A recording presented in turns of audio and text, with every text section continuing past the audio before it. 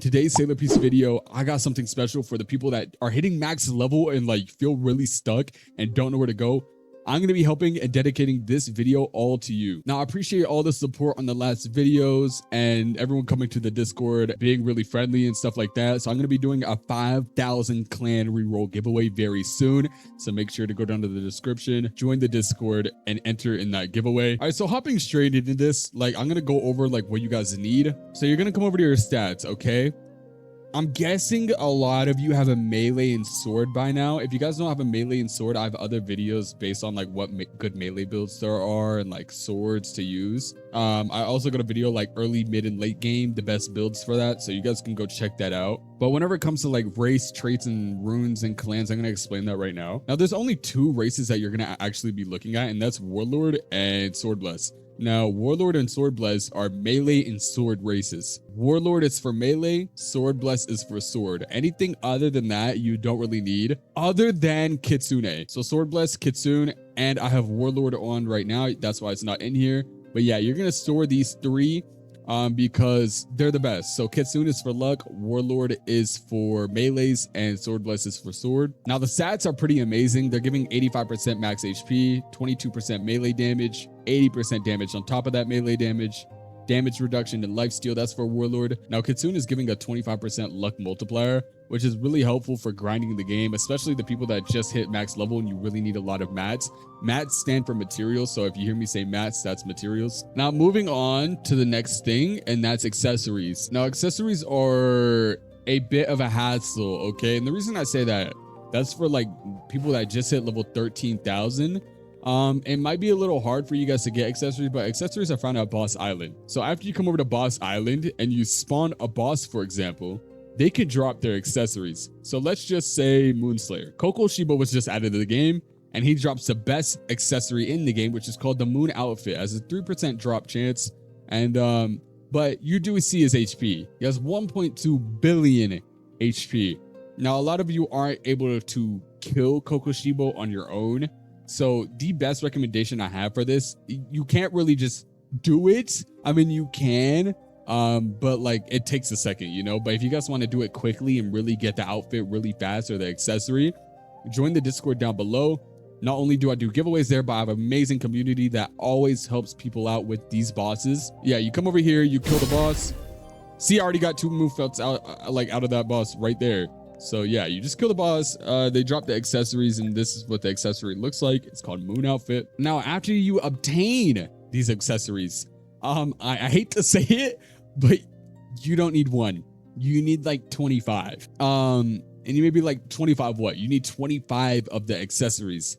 So I have 51 currently. You need to kill the boss over and over until you have around 25 of them. Now, after you have 25 of them, you come over to Shibuya Station. Now, a lot of you may be wondering, why do I need 25 and why do I come to Shibuya Station? That's because you can upgrade the accessory. Now, upgrading the accessory makes it have a lot higher stats, and it really does leave an impact on your stats. Now, you come over to Enchanter specifically after you get the accessory, and you'll click on it and you'll press Enchant. Now, it has a success chance. So that's the reason I said you need multiple armor pieces, because it might fail, and it can definitely fail. It has a high percent chance of failing because that's 30% chance, which is pretty high. See, look, Enchant failed. So you do need multiple. Now, I think you need like what, 15 or it's like 18 total, like anyways, just to max out your armor. So you might as well just get more. But yeah, you just keep testing your luck and you keep grinding it out. Accessories are a very big part in this game, and like let me show you, for example, like if we're looking right here, accessory, it gives 125% damage alone, which is an extreme amount. So like you really can't skip out on it. Now, after we are done with accessories, we're going to go over to traits. There's only one trait you want to get, and that's Emperor. It is a secret trait and has a 2,500 pity. And if your pity isn't there, you got to roll past the mythic pity, and then the secret pity will be there. Yeah, Emperor is the only traits you want to get, because you don't want to keep having to worry about your traits. You want to get your trait and have it be over with and not touch it for the rest of the game. It's just something you just want to get done, like pretty much instantly, I would say, even if you're like just beginning of the game. Now, whenever it comes to you guys and runes, now I know a lot of you are like stuck on runes. What do I do for runes? Where do I go farm runes? Now, see, this is the tricky part. Okay, you guys just hit max level. And I'm gonna show you guys where to get the second best rune and where to get the first best. Now, the second best rune is the one you're gonna be going for first, and you guys can't go straight to the first rune, sadly. So what you're gonna do, you're gonna come over to Dungeon Island. You're gonna go to this guy right here, the dungeons, and you're gonna go to Rune Dungeon. You just farm Rune Dungeons over and over and over until you get the Havoc rune. You're looking at an 88% damage increase. Now, there is a better rune for than the Havoc rune, and that's the Primordial rune. Now, the issue is with that Primordial rune, right? It's giving 120% damage, which is insane, but you gotta grind tower, and a lot of you aren't gonna be doing that much damage to get to floor 60 quite yet. Now, if you can, great. Now you can get it before floor 60. It's just the higher floor you get to, the more percent it goes up. What I recommend doing is going for this Havoc rune first. After you get that, I would go for the Primordial rune at the very last of like all the things you need to get. Now, next up is clan. Whenever you're rolling for your clan and you're using clan rerolls, correct? There's only like a few clans that you want to aim for, and that is the one I have on, which is Upper. It's the strongest clan for melees. Altar clan, which is the second strongest clan for melees, but could also be the best if you're counting her like 5th move. Every 5th move you get like one ability that does like a lot more damage. Now, I'd still say Upper is better than Altar. Then the last one is Eminence. Now, Eminence clan is the best for swords. Now, not only is it the best for swords, it also gives a 25% chance for +1 drop. So it's really, really, really nice to have, especially if you're running a sword build or even on your luck build. You should be using Eminence. It is the best clan in the game. Now, after you've done all of those and you've made your build, what you need to do next is grind materials. Now, you may need to grind materials beforehand to get those items, but let me show you the best spots to grind. And the very first and most common spot is Shinjuku Island. You're going to come to Shinjuku Island. You're going to come over to this only green patch in the very middle. You're going to come stand over in this corner where I'm standing, and you're going to press Quake C. If you don't have Quake, you got to go grab Quake from the fruit dealer. Press Quake C, and it kills everything on each side, all the way over there, all the way over there. And you're killing 10 NPCs at once, which is really, really nice and can really farm a lot of materials. Now, if you love trading in the game and like you love like obtaining really good items or good sets to trade with, you're going to come over to Ninja Island. I'm going to show you where to farm. You're going to equip Strongest of Today, which is Gojo. You're going to come all the way over here to like under this tree, pretty much like right next to it. And then you're going to press the F move for Gojo. Now, it should kill almost all the NPCs and it will kill the boss that's here. So that means you're killing 4 NPCs pretty much and the boss. Now, you could stand a little bit to the right and get all 5 NPCs. I just messed up the positioning a little bit, but it's going to be somewhere on this green patch. You can just test it out. You don't have to use Strongest of Today. You can also use King of Heroes. I'm not sure where to stand with King of Heroes. I think it's somewhere like right here, if I'm correct. Yeah, it's somewhere like right here. And you'll just press V. After you do that, you should be able to kill the boss with King of Heroes as well. Don't quote me on that though, because like I know it works with Gojo. I'm not 100% sure on King of the Heroes. Now, in my opinion, the best place to farm is Lawless Island. Now, let me explain why. You're going to come over here to these guys. And after you come over to these guys, you're going to use either, I think it's called Griffin. Let me see what the sword's called. So yeah, you're going to be using Griffin or you're going to be using True Manipulator on top of this tree. So I'm going to use True Manipulator. You're going to press C, or for Griffin is X. There we go. It kills all 5, and if it doesn't kill all 5, it's going to lead them right under this tree if you're not strong enough, and it will end up killing them. Now, the reason I say this spot is the best, okay, is because not only do you get materials, you also get sigils so you can spawn the Sid boss. And then on top of that, this is where you grind your artifacts. Artifacts are a really big part in the game and make up like what, 70% of your damage or something like that, or 60%. It's a very large amount of your damage. Now, the best artifact set in the game is Abyssal Crown. Now, whenever it comes to an artifact, you have the main stat, but once it gets to level 15, you get a whole bunch of random substats, and it's completely random, but you need certain substats on each piece of armor with certain main stats to max out your artifacts. Now, if you guys are confused, I have a video on that. My very first video I've posted explains this in detail if you guys need to max out your artifacts. Now, artifacts are very important, so you will be very grateful that I told you to come like farm here early, because like you may not be maxing them out now, but you will need to later, and it is really detrimental to the game. Now, while we're here, we're gonna go over to the next like thing that you can access. Okay, just like trait rerolls, there's a thing called power.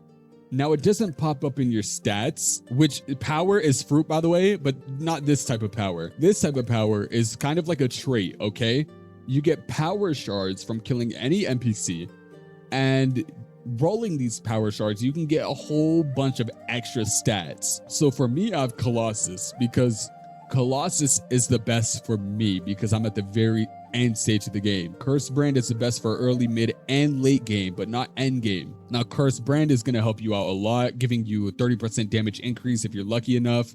And all of these extra stats, which is really, really, really nice. And yeah, if you guys are getting any power shards, make sure to come over to power and just try to keep getting a better power, because like this really does boost your damage a lot. Not only your damage though, it also boosts your luck if you're trying to get Colossal. Colossal gives a 15% luck increase if you end up hitting that 15%. Of course, it's random from the 7.5 to the 15. But any luck is amazing luck. I'm not gonna lie. Pause, bro. Yo, but bro. Now, another thing I would do right after you hit level 13,000, or even if you're not even at 13,000 yet, and like you're just going through the game, I would go over to Snow Island like immediately. So after you're at Snow Island, you're gonna run over here on top of this hill, and you're gonna come back here to the like Haki trainer. This Haki trainer will give you a quest. And like you really do need Haki. Now, Haki gives a great damage increase. Now, the Haki trainer will give you a quest to obtain Haki. Once you obtain Haki, you got to level it up. Now, once you hit max level on Haki, which is level 100, you'll get a great stat increase, which is like 35% or 75%. Yeah, right here, 75.5%. And Conquer's Haki is also in the game, but you need to go through Observation Haki to get Conquer's Haki. So I'm going to show you right quick. So come over here. You're going to go to Desert Island, Observation Haki trainer. You can just buy it straight up. After you buy it, you go to settings, you go down, you go to auto skill settings, auto Haki settings, and you're going to turn on auto arm Haki and auto obs Haki. That auto equips both right away. And to train your observation Haki and your armament Haki, for armament Haki, you just get any kill. Literally any kill is perfectly fine. For your observation Haki, you're going to come over here through this portal. You're going to come to Jungle Island. You're going to teleport. After you come to Jungle Island, you're going to come all the way over here to this monkey. For me, I have to turn my stats down. I have to reset my stats right quick. You're going to hit it with the weapon. I almost killed it. Oh, shoot. Okay, now you're going to lead it over here.